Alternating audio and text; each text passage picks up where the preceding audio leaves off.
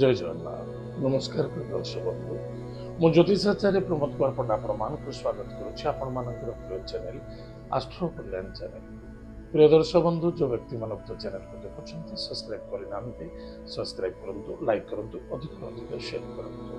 ଏବେ ଆସନ୍ତୁ ଜାଣିବା ଦେବଗୁରୁ ବୃହସ୍ପତି ଚଳନ। ଦେବଗୁରୁ ବୃହସ୍ପତି 13 ମାସ ପାଇଁ ଚଳନ ହେବେ 2 ଜୁନ 2026 ମସିହା, यानी 1 ଜୁନ 2026 ମସିହା ରାତ୍ର 1ଟା 48 ଦେବଗୁରୁ ବୃହସ୍ପତି କର୍କଟ ରାଶିର ପୁନର୍ବସୁ ନକ୍ଷତ୍ରର ଚତୁର୍ଥ ଚରଣକୁ ଆଗମନ କରିବେ।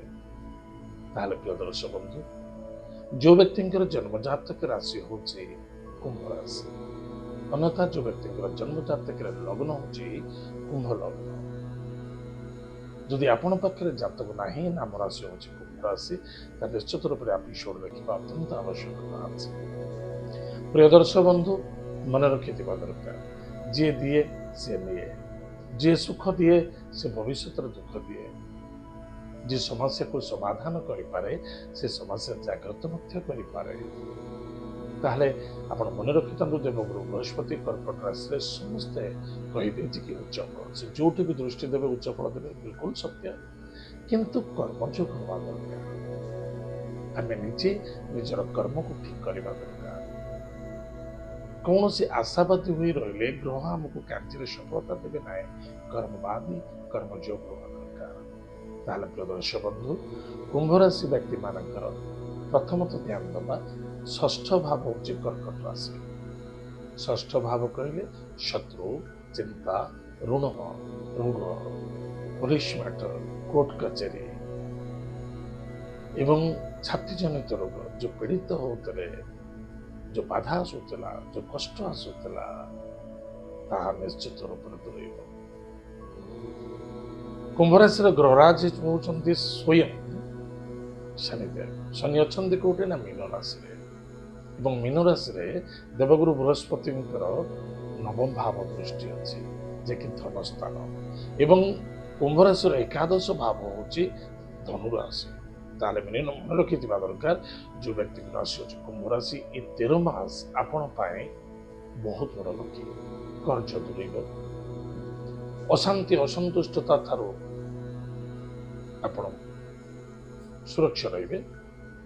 पुलिस मैटर, कोर्ट कचेरी बा कौन से केस कुसा जो चली लंबा टाइम आप निजे बसिकी अंडरस्टांडिंग भितर म्यूचुअल कर निश्चित म्यूचुअल अंडरस्टांडिंग सफलता मिल। बसंतु थर देखु, शरणागत हूँ, समर्पित हूँ, आत्मविश्वास रखु, देवगुरु बृहस्पति समाधान करेंगे। कौन सी दूरयात्रा करने को चाहूले, दूरयात्रा करें सफलता देखा। एतद व्यतीत कर्मयोग देखा जो टेक्निकल लाइन अच्छा, जो एयरफोर्स लाइन अच्छा, जो डिफेन्स लाइन अच्छा, निजर स्वास्थ्य प्रति जबरदस्त ध्यान दिंतु। एतद व्यतीत कर्म क्षेत्र यथेष नाम सुनाम मर्यादा प्राप्ति जो अच्छे।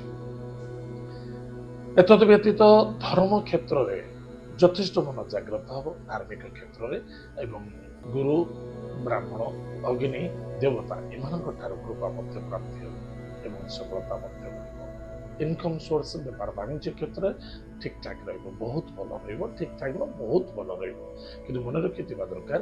द्वादश सप्तम बृहस्पति द्वादश भाव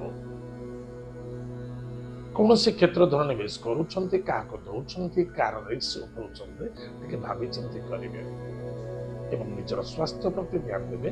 गाड़ी घोड़ा चलवा निमंते यथेष सावधान रुहतु। द्वादश भाव व्यय मोक्ष स्वया सुख में हानि,